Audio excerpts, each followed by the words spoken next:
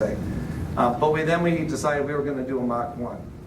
And so, I don't know about you guys, but one of the most fun features I thought was ever on Mustang was a shaker hood scoop.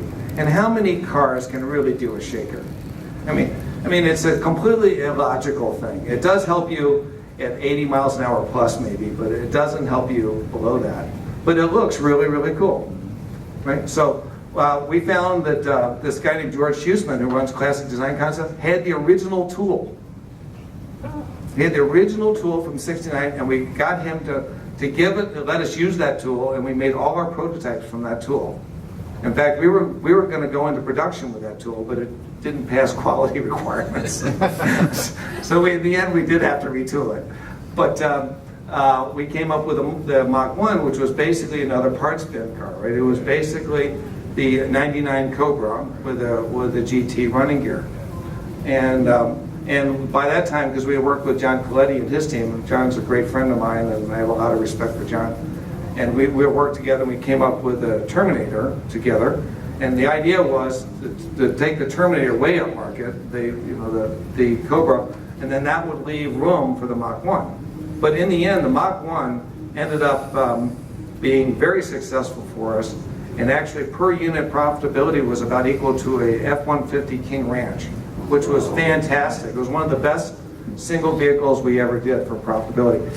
I personally think if the Mach1 had not existed, the S197, the 05 car never would have existed, because we couldn't have done it without the revenue.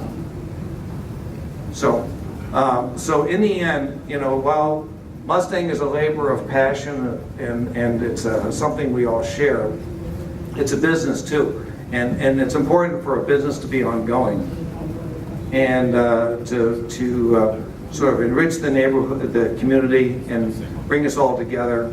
And I think in the end, the 05 car ended up being a real classic in that area. And one of the things that we decided right from the beginning was that, frankly, for those of you, many of you know the history all the way back to the 60s.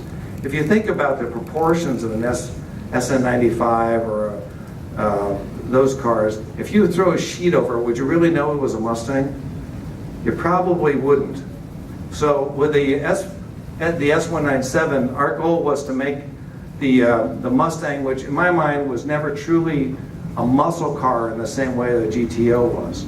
We wanted to put a little bit more steroids into what we had done in '67, frankly, and then take it to a point where if you threw a sheet over the car and you put it on the other side of a football field, there is no question, everybody would say it's a Mustang.